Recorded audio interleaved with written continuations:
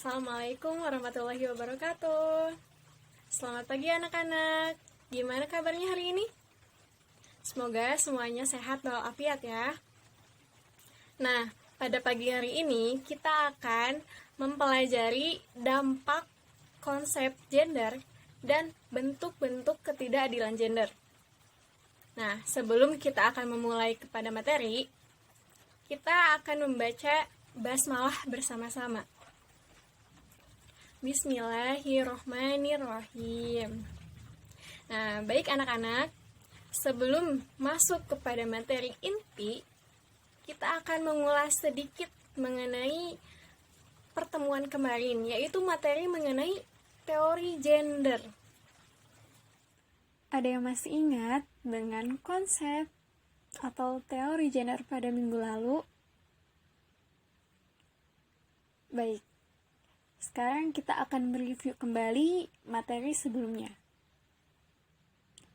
Jadi, persoalan gender ini sebenarnya masih kurang dipahami secara kultur masyarakat, sehingga seringkali kita keliru membedakan antara gender dengan seks.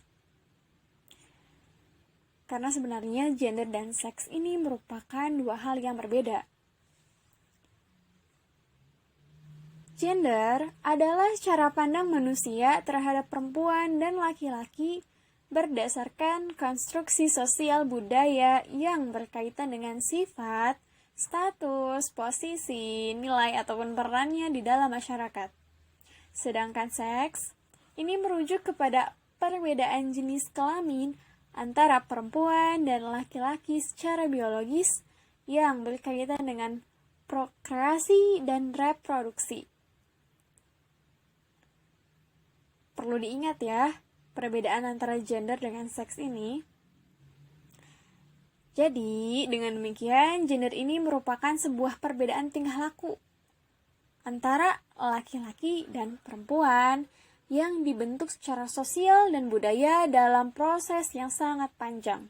Sedangkan seks ini merupakan perbedaan yang ditandai dengan ketentuan biologis dari kodrat Tuhan secara permanen. Kemudian, pada dasarnya, setiap agama itu mengajarkan bahwa manusia diciptakan sama derajatnya, baik itu laki-laki ataupun perempuan. Akan tetapi, ajaran agama memiliki sebuah potensi yang dominan dalam penerapan ideologi gender yang bias. Agama bisa memberikan inspirasi dan dorongan munculnya ketidakadilan gender. Selanjutnya ada dampak konsep gender. Di dalam ranah budaya, perempuan itu dipersepsikan sebagai manusia yang mempunyai ruang gerak yang sangat terbatas. Hal ini mengakibatkan aktivitasnya sangat terhambat. Baik dari segi pendidikan, pekerjaan, perempuan itu mempunyai ruang yang sangat minim karena adanya ketimpangan gender. Hal ini diakibatkan karena masih kentalnya pandangan di dalam masyarakat yang menganggap bahwa anak laki-laki dan perempuan memiliki nilai ataupun status yang berbeda. Anak laki-laki ini lebih dianggap penting dan bernilai daripada anak perempuan. Karena anak laki-laki diharapkan menjadi seorang pemimpin bagi keluarga tidak hanya pada bidang ekonomi, akan tetapi pada semua bidang. Oleh karena itu, semakin tinggi tingkat pendidikan seorang laki-laki, maka akan semakin tinggi pula nilai dan kedudukannya di dalam masyarakat. Bias gender ini terjadi tidak lepas dengan adanya konsep patriarki yang membawa persepsi bahwa kaum laki-laki memiliki kelebihan dalam memasuki sebuah organisasi sosial. Contohnya, adanya pembedaan jenis kelamin seringkali juga menghalangi partisipasi di sekolah. Misalnya, dalam perlombaan kebanyakan dikhususkan untuk laki-laki, misalnya sepak bola untuk laki-laki. Karena dianggap perempuan itu tidak mungkin atau dianggap lemah dalam bermain sepak bola, walaupun belum tentu juga perempuan tidak bisa sepak bola. Kemudian ada bentuk-bentuk ketidakadilan gender. Ada 5. Yang pertama, marginalisasi atau pemiskinan ekonomi. Marginalisasi ini merupakan suatu bentuk proses peminggiran yang disebabkan dengan perbedaan jenis kelamin yang mengakibatkan penurunan perekonomian. Di dalam masyarakat, jadi masyarakat menilai bahwa laki-laki yang menjalani peran publik dan perempuan yang hanya berperan di dalam bidang domestik dan reproduksi. Contohnya seperti buruh pabrik, pekerja konveksi, ataupun pembantu rumah tangga yang dinilai sebagai pekerjaan yang rendah dengan gaji atau upah yang sangat kecil. Kemudian yang kedua ada subordinasi. Subordinasi ini memiliki arti atau penilaian bahwa suatu hal yang dilakukan oleh satu jenis kelamin memiliki nilai yang lebih rendah dari yang lain. Dalam realita kehidupan di masyarakat, adanya pemilahan peran-peran terhadap gender. Contohnya, masih sedikit kaum perempuan yang menempati posisi pengambil keputusan atau menentukan kebijakan. Nah, dalam peran ini, kaum laki-laki masih mendominasi. Yang ketiga, adanya stereotip atau pelabelan negatif.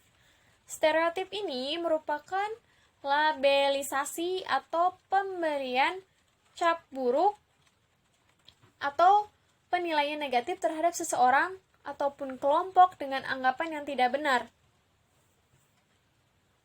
Hal ini juga dilakukan untuk menjatuhkan pihak-pihak di luar pemahamannya. Akan tetapi, dalam pembahasan kita ini, stereotip yang dimaksudkan adalah atas perempuan. Contohnya, menganggap bahwa perempuan itu cengeng atau lemah, perempuan itu bersifat irasional, emosional, dan mengambil keputusan yang krusial. Kemudian, yang keempat, kekerasan. Kekerasan ini merupakan sebuah tindakan yang mengakibatkan hal buruk terhadap objeknya, baik itu dari psikologis ataupun secara fisik. Kekerasan ini bisa dilakukan oleh jenis kelamin, institusi, masyarakat, ataupun keluarga terhadap jenis kelamin lainnya. Misalnya, dengan adanya perbedaan paham antara feminim dan maskulin menjadi sebuah faktor terjadinya kekerasan terhadap perempuan oleh laki-laki karena dianggap lemah dan juga mudah mendapatkan perlakuan yang semena-mena. Contohnya, terjadinya pemerkosaan, kemudian KDRT, pelecehan seksual, ataupun eksploitasi seks. Kemudian yang terakhir adanya beban ganda. Beban ganda ini terjadi kepada salah satu jenis kelamin yang memiliki tugas atau tanggung jawab lebih banyak daripada jenis kelamin lainnya. Perempuan yang memiliki peran reproduksi sering dianggap sebagai peran yang statis dan permanen. Contohnya, seperti mencari pembantu rumah tangga atau anggota keluarga perempuan yang lain, akan tetapi tanggung jawabnya itu berbeda. Dan tanggung jawabnya itu lebih dibebankan kepada perempuan yang lain. Misalkan, pembantu rumah tangga itu bebannya atau tanggung jawabnya lebih besar. Meskipun di dalam rumah tersebut ada anak perempuan. Misalnya seperti itu. Jadi, bentuk-bentuk ketidakadilan ini saling berhubungan antara satu sama lain. Ada beberapa fenomena yang menjelaskan mengenai keterkaitan tersebut. Yang pertama adalah patriarki. Patriarki ini merupakan sebuah susunan masyarakat yang mengacu kepada sistem budaya yang mana sistem kehidupan tersebut diatur oleh sistem kebapaan. Ciri misalnya sebuah keluarga yang dipimpin oleh laki-laki. Yang kedua, poligami. Poligami itu sendiri merupakan perkawinan yang banyak dan bisa jadi dalam jumlah yang tidak terbatas. Akan tetapi di dalam Islam, poligami ini berarti melakukan perkawinan lebih dari satu dengan batasan maksimal. Seorang suami mempunyai istri sampai 4. Pembahasan terakhir, upaya meminimalisir ketidakadilan gender. Yang pertama, dalam jangka pendek dapat dilakukan dengan upaya-upaya program aksi yang melibatkan perempuan agar mereka mampu membatasi masalahnya sendiri. Misalnya, dalam mengatasi marginalisasi perempuan di berbagai objek peningkatan pendapatan. Jadi perlu melibatkan perempuan dalam program pengembangan masyarakat serta berbagai kegiatan yang memungkinkan kaum perempuan bisa atau mendapatkan akses dalam mendapatkan penghasilan tambahan.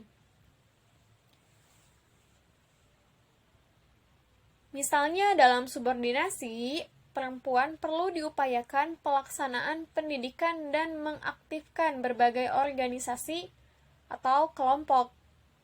Sedangkan upaya untuk menghentikan masalah kekerasan, pelecehan, dan stereotip kaum perempuan harus mulai memberikan pesan penolakan secara tegas kepada mereka yang melakukan kekerasan dan pelecehan agar tindakan tersebut bisa dihentikan. Kemudian yang kedua, dalam jangka panjangnya, untuk memperkokoh usaha praktis jangka pendek, misalnya dengan melancarkan kampanye kesadaran kritis dan pendidikan umum masyarakat untuk menghentikan ketidakadilan gender. Upaya strategis ini perlu dilakukan dengan beberapa pendukung, seperti melakukan studi tentang ketidakadilan gender dan manifestasinya baik di masyarakat, negara, maupun di dalam rumah tangga.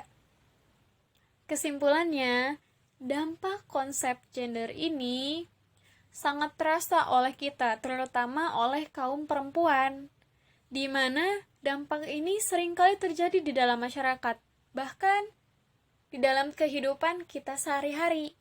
Contohnya saja di sekolah seperti tadi, dalam mengikuti perlombaan, dipisahkan antara perlombaan khusus untuk laki-laki, ada yang khusus untuk perempuan, dan perlombaan untuk dicampur, perempuan dan laki-laki boleh ikut. Kemudian tadi, bentuk-bentuk ketidakadilan gender ini ada 5, marginalisasi, stereotip, subordinasi, kekerasan, dan beban ganda. Selain itu, dampak konsep gender atau adanya ketidakadilan gender ini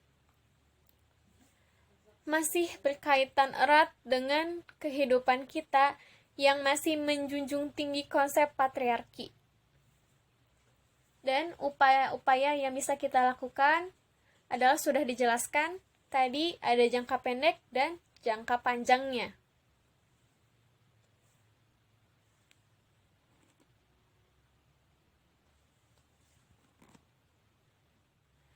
Demikian materi yang dapat disampaikan. Mari kita ucapkan hamdalah bersama-sama. Alhamdulillahirabbil alamin.